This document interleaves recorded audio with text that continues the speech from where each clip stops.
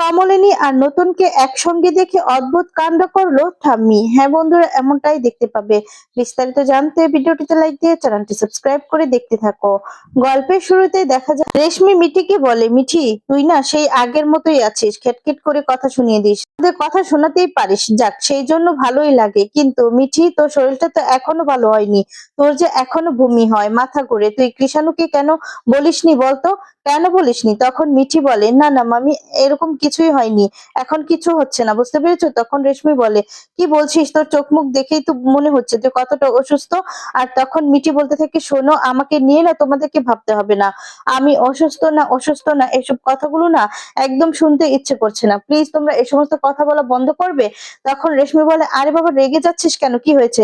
তোর অবস্থা দেখে আমি তো বলতে বাধ্য হচ্ছি, বল, আমি তো তোর মামি, মামি তো মায়ের মতো হয়।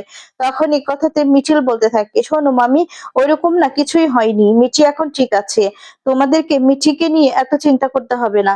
আর কেনই বা এসব কথাগুলো বলছো কিছুই তো বুঝতে পারছি না, ভালো লাগছে না। তখন বর্ষা বলে, কোথায় বা ভালো আছে মিঠিল, কত বারবার বমি করছে, কত বমি করছে মেয়েটা, মাথা ঘুরে পড়ে যাচ্ছে, মাথা ঘুরাচ্ছে, দাঁড়াতেই পারছে না, তাহলে ওকে নিয়ে চিন্তা হবে না বলো তো?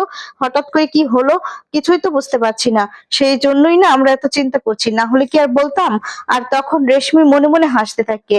এরপর রেশমি মিঠিকে বলে যে নাকি মিঠি এটা অন্য কিছুর জন্য। তখন মিঠি বলে, অন্য কিছু মানে? কি বলতে চাও তুমি মামি?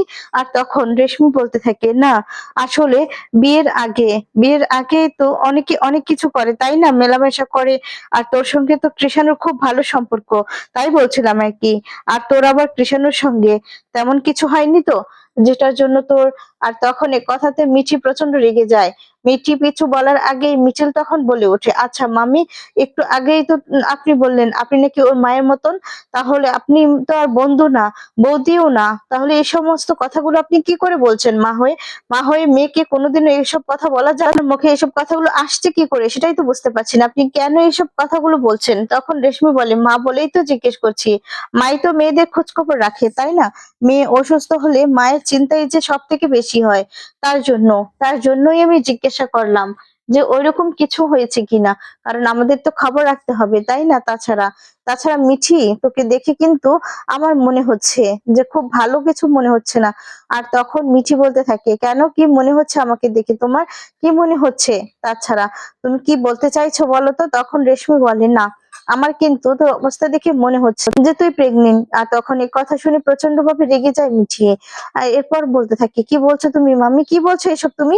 আর তখন রেশমি বলতে থাকে, থাক না এ মামি এসব কথা। আর তখন রেশমি বলে, না, আমি তো বলবো, কারণ ওকে দেখে তো সত্যি মনে হচ্ছে ও প্রেগনেন্ট। আর তখন প্রচন্ড ভাবে রেগে যায় মিঠি। মিঠি রিয়াক্ট করতে থাকে আর বলে, শোনো মামি, কৃষাণু না ওরকম ছেলে নয়, কৃষাণু অত্যন্ত ভদ্র আর ভালো ছেলে, আর তুমি ওকে কেমন মনে করো আমি জানি না, না আমি কিন্তু ওইরকম মেয়ে নয় যে বিয়ের আগে ওইসব করবো। তাহলে তুমি কেন, কোন সাহসে এসব কথাগুলো বললে মামি? তুমি ভাবলে কি করে যে এসব কথাগুলো? আমি তো বুঝতে পারছি না, তোমার মেয়ের বেলায় কি তুমি এসব কথা বলতে পারতে? আর তখন রেশমি বলে, থাক মিঠি, রাগ করিস না, না ওইরকম কিছু না হলে তো ভালো, শিওর হয়ে নিলাম যে ওইরকম কিছু নাকি, না হলে তো আবার আমাদেরই ভোগান্তির শেষ হতো না বল। তার জন্য একটু জেনে নিলাম, তোকে নিয়ে আমার তো চিন্তা হয়। তখন মিঠি বলে, শোনো, আমাকে নিয়ে না তোমাকে চিন্তা করতে হবে না, চিন্তার কিছুই নেই, তোমাদের যত চিন্তা নিজেদের নিয়েই রাখো, আমি এখন ঠিক আছি। তখন বর্ষা বলতে থাকে, হ্যাঁ ঠিক থাকলে তো ভালোই, ঠিক আছে মিঠি, তুমি না এতটা রিয়াক্ট করো না, আমি আর মামি তোমাকে নিয়ে চিন্তা করি বলেই এসব কথাগুলো বলছি। আর মাম্মি তো এসব কথা এর জন্য বলছে, না হলে তো বলতো না। মাম্মি থাক না, এখন এই সমস্ত কথা আর বলতে হবে না। রেশমি তখন বলে, হ্যাঁ তাই তো। মিঠুল তখন বলে, হ্যাঁ মাম্মি তোমরা এখন যাও, আমরা মানে আসছি। আর তখনই দেখা যাবে রেশমি বলে, ঠিক আছে আমরা বরং চলে যাচ্ছি মিঠি মিঠি। তো রেশমি আরো বলতে থাকে, তুই ঠিক আছিস তো?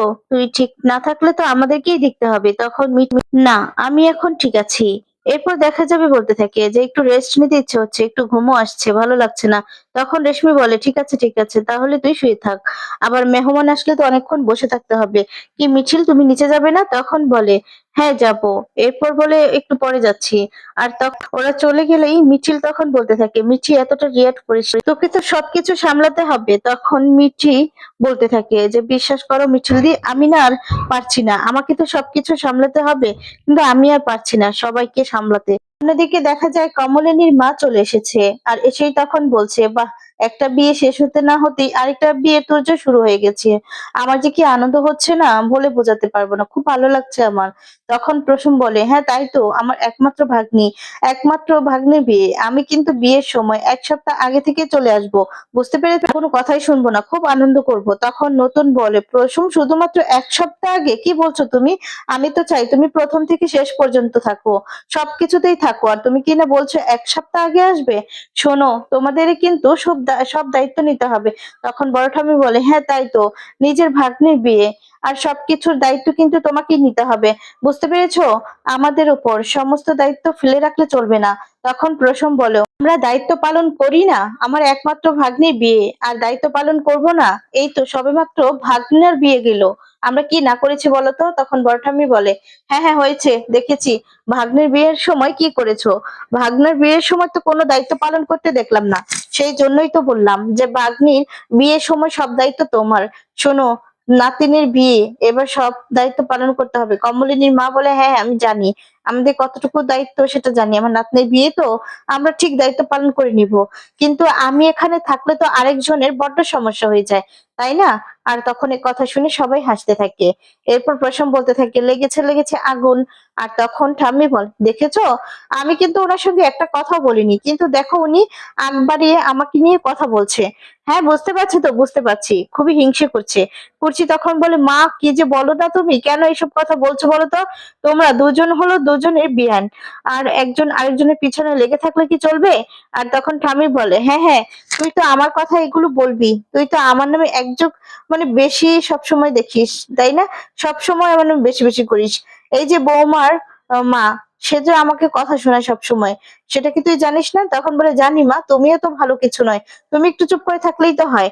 তখন প্রসম বলে, আচ্ছা হয়েছে হয়েছে, অনেক হয়েছে, এবার আপনারা চুপ করুন না, আপনাদের এই ঝগড়া আর ভালো লাগে না।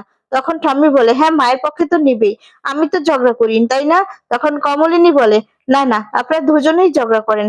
তখন বড় ঠাম্মি বলতে থাকে, হ্যাঁ তাই তো, আমি জানি, আমার বোনকে তো আমি চিনি, ওর না সবসময় মাথায় ক্যারা থাকে, যখন তখন যা কিছু বলতে থাকে, কাউকে আর মানে না। তখন ঠাম্মি বলে, হ্যাঁ, তুমি তো আমার বড় দিদি, তুমি জানবে না আমার মাথায় ক্যারা আছে, তাই না? আর কারো মাথায় কিছু নেই তো? তুমি আমাকে আমাকে এরকম ভাবে কথা শোনাবে, সবার সামনে ছোট করছো তো? তখন ঠাম্মি বলে, কোথায় ছোট করছি? তুই এই যে বৌমায়ের মায়ের সঙ্গে লেগে থাক, দরকার বলতো? বিয়ান এসেছে, বিয়ানের সাথে এভাবে লেগে থাকলে কি চলবে? তখন কমলিনীর মা বলে, না না, কি বলছেন বলুন তো, লেগে না থাকলে কি ওনা চলবে? আর আমি আমার মেয়ের বাড়িতে এসেছি, কি সমস্যা আপনার বলুন তো?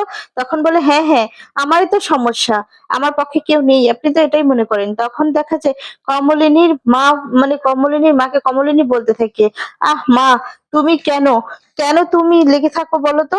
তুমিও না দিন দিন কেমন হয়ে যাচ্ছ। তুমি না আসলে আমার শাশুড়ি মা কতবার তোমার কথা জিজ্ঞেস করে তুমি জানো? সেই শুধু আমার শাশুড়ি মায়ের সঙ্গে তুমি ঝগড়া লেগে যাও কত বছর ধরে, তোমার তুমি এখনো এখনো বুঝতে পারলে না? তখন কমলিনীর মা বলে, হ্যাঁ রে বুড়ি, তুই এখন আবার এসব কথা আমাকে বলবি? তখন প্রসম বলে, আচ্ছা বুড়ি থাক না, ওরা ঝগড়া করুক, ওদের ঝগড়া দেখতে ভালোই লাগে। তখন নতুন বলে, হ্যাঁ তাই তো, মাসি আর এরা দুজন মিলে যদি ঝগড়া না করে জমবে না, ভালোই লাগে। তখন বুবলাই বলে, হ্যাঁ, আসলে আমরা না ভোটের ব্যবস্থা করি, কার ভোট বেশি হয়, কার পক্ষে কে কোন ভোটটা বেশি দেয়, তাহলে তো আরো ভালো হবে। তখন কমলিনী মা বলে, হ্যাঁ রে বুবলাই, এগুলোই এখন বাকি আছে, তাই না? তোরা চাস না যে আমি এখানে আসি? তখন তো বড় ঠাম্মি হাসতে থাকে। এরপর কমলিনীর মা বলে, হ্যাঁ তাই তো আমাকে তাড়ানোর ব্যবস্থা করছিস? তখন ঠাম্মি বলে, দেখেছো, হেরে যাবে তো, হেরে যাওয়ার ভয়ে এসব কথা বলছে। কমলিনীর মা তখন বলে, হেরে যাব মানে? কি বলছেন আপনি, কি বলছেন? তখন বাবিল সহ সকলেই হাসতে থাকে। এরপর কমলিনীর মা বলছে, বুঝেছি বুঝেছি, আমি আসলে আপনার একেবারে হিংসে পেটটা জ্বলে যায়। আর তখন বড় ঠাম্মি বলতে থাকে, আচ্ছা হয়েছে, আপনারা এবার চুপ করুন না, না হলে কিন্তু দুজনের মাথায় একদম ঠুকে দিব আমি, বুঝতে পেরেছেন? তখন কমলিনীর মা বল, ঠিক আছে, চুপ হয়ে যায়। এরপর ঠাম্মি বলে, হ্যাঁ তাই তো, আজকে তো স্বামী আসেনি, তার জন্য বউ সোহাগী না, সেই জন্যই স্বামীকে খুব মিস করছে, এরকম রাগ হয়ে আছে। তখন কমলিনীর মা এ কথা শুনে আরো চমকে যায়। ওইদিকে নতুন কমলিনীকে কানে ফিসফিস করে বলতে থাকে, দেখেছো বর্ষা কি বলছে, কাকে বলার কথা আর কে বলছে, কাকে বলছে? আর কে বলো তো বর্ষাগী? তখন কমলিনী বলে, তুমি না এত কথা বলো না, এখানে দেখতে পাচ্ছ তো মানুষজন আছে, আর সেটা দেখতে পাই দেখে লক্ষ্য করতে পাই ছোট ঠাম্মি। ছোট ঠাম্মি তখন বলতে থাকে, কি রে নতুন, তুই বৌমার কানে ফিসফিস করে কি বলছিস বলতো? আর তখন বলতে থাকে, সন্দীপ বলছে, শাশুড়ি মা আপনি না পারেনও বটে, ছেলে কি কি বলছে সেটা আপনাকে শুনতে হবে, এরপর তো আমার ভয় হচ্ছে। আপনি আমাদের বাড়িতে গিয়ে তখন তো দেখছি যদি কুর্চির সাথে কথা বলতে চাই, দরজা বন্ধ করে কথা বলি, তখন তো আপনি দরজাটা খুলে দিয়ে বলবেন যে দরজা লাগিয়ে কি কথা বলছি, ভালোবাসার কথাও কি বলতে পারবো না? তখন ঠাম্মি বলে, হ্যাঁ, হ্যাঁ বলবোই তো, আমার সামনে কথা বললে কি সমস্যা শুনি দেখিনি। আর তখন দেখা যাবে বলতে থাকে, আমার যা কথা, মানে যা কথাগুলো আমার সামনে বললেই তো হয়, এখানে আমরা সবাই আছি, এখানে নতুনের বৌমার সঙ্গে কি কথা থাকতে পারে? তখন নতুন বলে, না না মাসি, আসলে ওর মাথায় যেন কি না পড়েছিল, সেই জন্যই বলছিলাম। আচ্ছা আচ্ছা, হাত জোড় করে ক্ষমা চাইছি, আর বলবো না। তখন বাপিল বলতে থাকে যে, ঠাম্মি তুমি এদিক ওদিক কেন তাকাচ্ছ বলো তো, এবার বলো না যে খাবারের মেনুটা কি হবে। এদিকে নতুন আর কমলিনীকে একসঙ্গে দেখে কমলিনীর শাশুড়ি যে রিয়াক্টটা করে, সবাই এটা দেখে চমকে যায়, কারণ দুজনকে একসঙ্গে দেখতেই পারে না। এদিকে দেখা যায় খাবারের মেনুটা কি হবে সেটাই জিজ্ঞেস করতে থাকে, আর তখন দেখা যাবে বলতে থাকে, আমাকে কি তোর মা আর কিছু বলেছে নাকি? তখন বড় ঠাম্মি বলে, তোকে কেন বলবে? তুই কি কোনো কাজ করেছিস যে তোকে বলবে? তুই কোনো কাজে এদিকেও নেই সেদিকেও নেই, তাহলে তোকে কেন বলতে যাবে? তোকে বলার কোনো দরকার নেই, যা করা বৌমারা নিজে থেকেই করবে। বৌমাদের আপ্যায়নে না কোনো ত্রুটি হবে না, সেটা আমি খুব ভালো করেই জানি। কমলিনীর মা তখন বলে, হ্যাঁ তাই তো, আমার মেয়েটা সেই ছোট থেকে কাজ করতে করতে একদম গা পুড়তে জ্বলে গেল মেয়েটা, মেয়েটা শান্তি পেল। তখন ছোট ঠাম্মি বলে, কি আপনার মেয়েকে দিয়ে আমি কাজ করাই নাকি? তখন নতুন বলে যে, শুনুন মাসি, আপনার মেয়েই না কাজ ছাড়তে পারে না, না হলে কতবার বলেছি যে একটা কাজের মানুষ রেখে দেই, কাজের মানুষ রাখো, রান্নার মানুষ রাখো। তখন কমলিনী বলে, মোটেও না, আমার রান্না ছাড়া কেউ খেতেই পারবে না। বাবেল তখন বলে, কে বলেছে মা?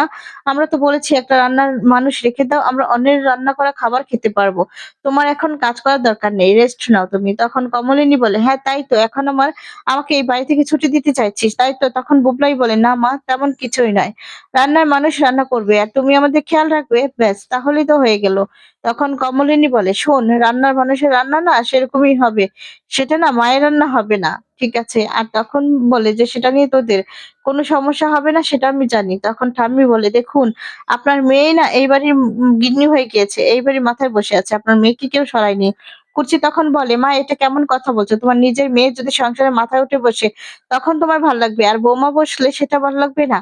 আর তখন ঠাম্মি বলতে থাকে, কে বলেছে ভালো লাগবে না? আমি কি কিছু বলেছি নাকি? আমি কিছু বলেছি?